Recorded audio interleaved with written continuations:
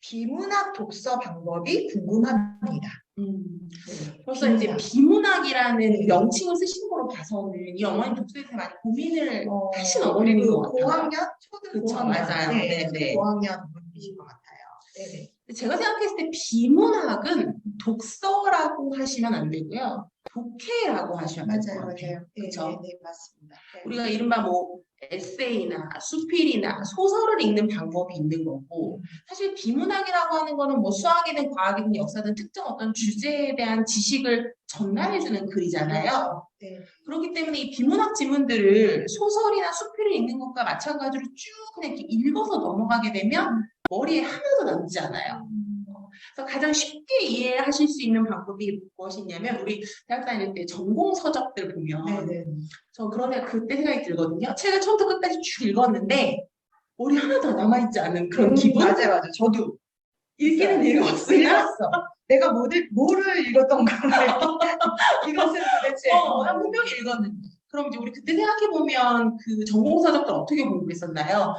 주제 찾고 원인 분석하고 결과 찾고 이렇게 사실 훈련을 했었잖아요.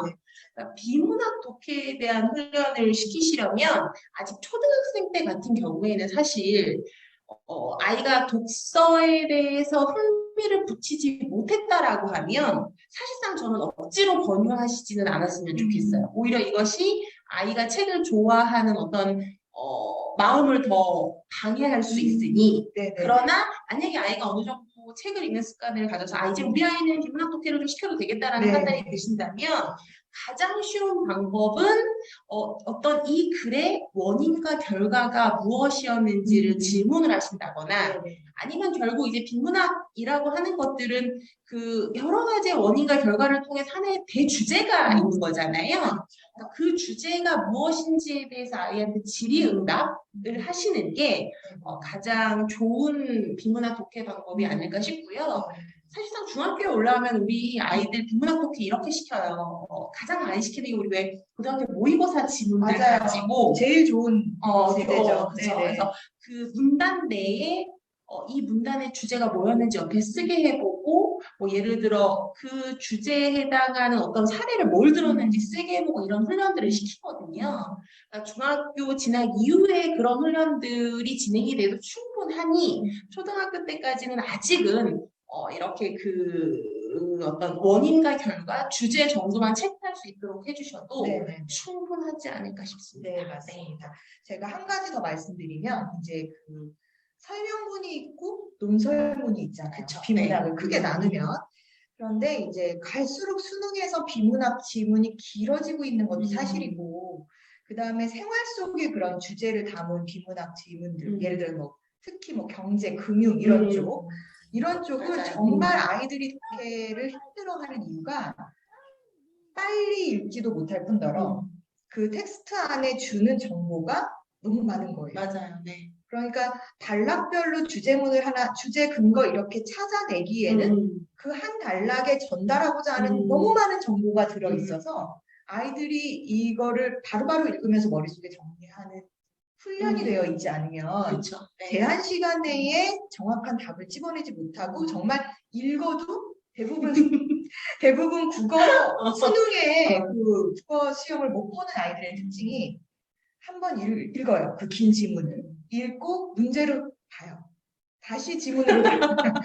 시간이 두 배로 걸려서. 맞아요. 그런데 사실은 시간을 줄이려면 먼저 어떤 질문이 있는지 쭉 한번 읽고 그 다음에 지문을 읽을 때 그걸 기억하면서 거기서 답변을 탁탁탁탁 발견하면서 해야 시간을 줄이잖아요.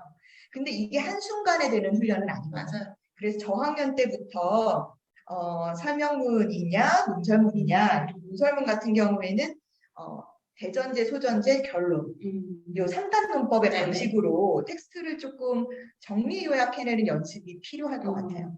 그게 계속적인 이 습관화가 되면 나중에는 시간을 줄이면서 비문학 지문을 읽었을 때 바로바로 그렇게 보는 그런 연습이 되거든요. 그래서 저는 이제 저학년 아이들이 비문학 독해를 시작할 때는 지금 원장님 말씀하신 것처럼 진짜 주제문, 그 다음에 왜 어떤 이유로 이러냐 이거 찾는 거, 그 다음에 논설문 같은 경우에는 그 글을 쓴 사람이 주장하는 바 그리고 그 주장을 펼치기 위해서 들었던 대전제, 소전제, 아니면 논거 1, 2, 3 이렇게 추려내는 그런 연습으로. 그래서 뭐 비문학제제는 지금 말씀하신 것처럼 기출이 제일 좋아요. 그러니까 수능 기출 문제 그 교육청 홈페이지 들어가면 고등학교 1학년 기출문제부터 쭉 나와 있잖아요. 거기서 이제 어머님들이 좀 번거로우시겠지만 텍스트를 추려서 이렇게 연습시키는 것도 좋고, 그렇지 않으면 좀 읽기 편한 뉴스, 기사문 이런 것들 가지고도 연습해 보시면 좋을 것 같습니다.